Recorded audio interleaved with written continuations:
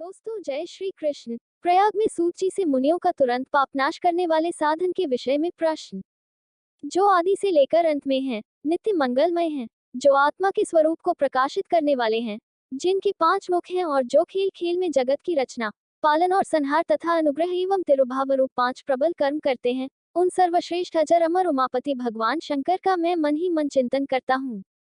व्यास जी कहते हैं, धर्म का महान क्षेत्र, जहाँ गंगा यमुना का संगम है, उस पुण्य में प्रयाग, जो ब्रह्मलोक का मार्ग है, वहां एक बार महातेजस्वी महाभाग महात्मा मुनियों ने विशाल यज्ञ का आयोजन किया। उस ज्ञान यज्ञ का समाचार सुनकर पौराणिक शिरोमणि व्यास जी के शिष्य सूत जी वहां मुनियों के दर्शन के लिए आए।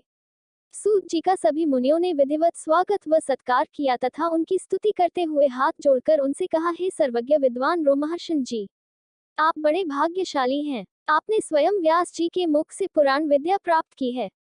आप आश्चर्य स्वरूप कथाओं का भंडार हैं। आप भूत, भविष्य और वर्तमान के ज्ञाता हैं। हमारा सौभाग्य है कि आपके दर्शन हुए। आपका यहाँ आना निरर्थक नहीं हो सकता। आप कल्याणकारी हैं।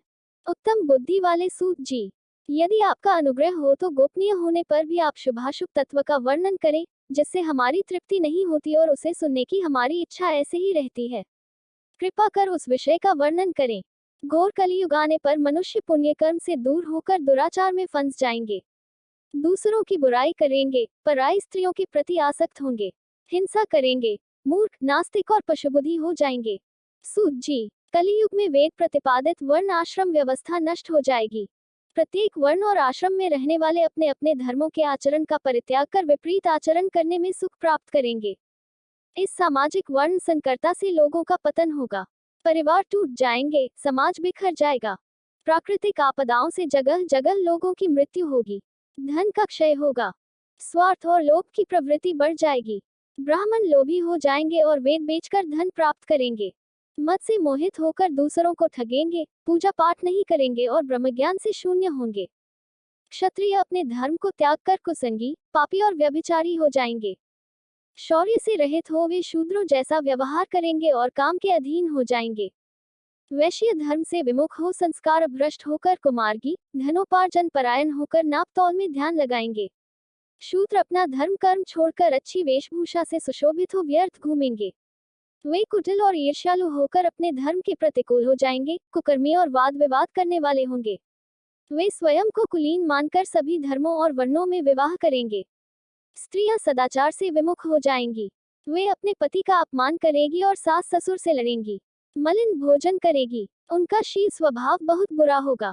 सूत जी, इस तरह जिनकी बुद्धि नष्ट हो गई है और जिन्होंने अपने धर्म का त्याग कर दिया है, ऐसे लोग लोक परलोक में उत्तम गति कैसे प्राप्त करेंगे?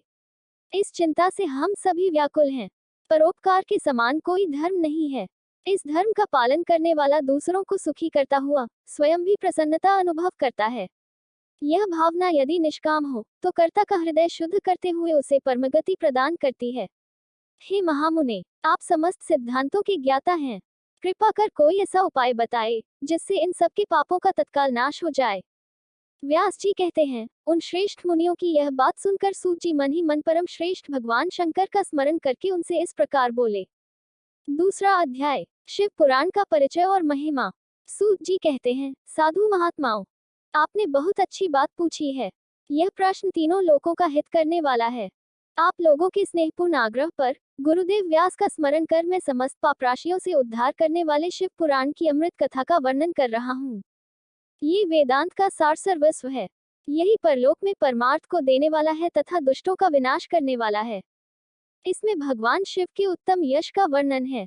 धर्म, अर्थ, काम और मोक्ष आदि पुरुषार्थों को देने वाला पुराण अपने प्रभाव की दृष्टि से वृद्धि तथा विस्तार को प्राप्त हो रहा है। शिव पुराण अध्ययन से कलियुग के सभी पापों में लिप्त जीव उत्तम गति को प्राप्त होंगे। इसके उदय से ही कलियुग का उत्पात शांत हो जाएगा।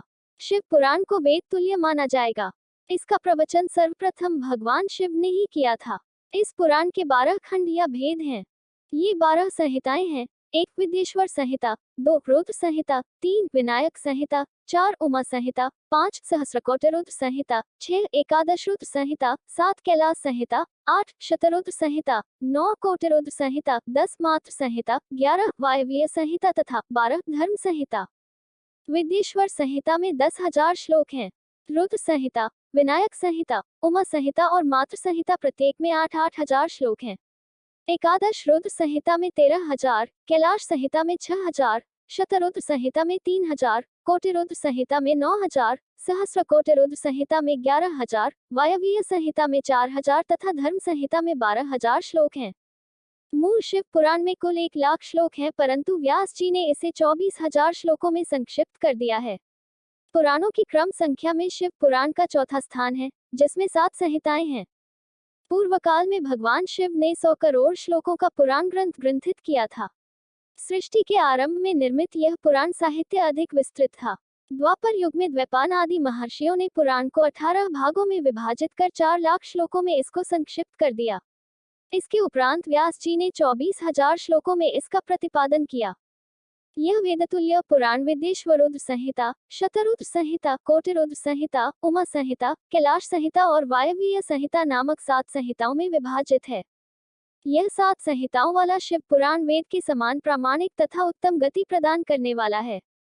इस निर्मल शिव पुराण की रचना भगवान शिव द्वारा की गई है तथा इसको संक्षेप में संकलित करने का श्रेय व्यास जी को जाता है। शिव पुराण सभी जीवों का कल्याण करने वाला, सभी पापों का नाश करने वाला है। यही सत्पुरुषों को कल्याण प्रदान करने वाला है। यह तुलना रहित है तथा इसमें वेद प्रतिपादित अद्वैत ज्ञान तथा निष्कपट धर्म का प्रतिपादन है। शिव पुराण श्रेष्ठ मंत्र समूहों का संकलन है तथा यही सभी के लिए शिवधाम की प्राप्ति का साधन है। समस्त पुराणों में सर्वश्रेष्ठ शिव पुराण ईर्ष्या रहित अंतःकरण वाले विद्वानों के लिए जानने की वस्तु है। इसमें परमात्मा का गान किया गया है। इस अमृतमयी शिव पुराण को आदर से पढ़ने और सुनने वाला मनुष्य भगवान शिव का प्रिय होकर परम गति को प्राप्त कर लेता है। दोस्तों, अगली वीडियो देखने के लिए आप चैनल सब्सक्राइब जरूर करें और लाइक करें और कमेंट करें। जय राधा महारानी जी।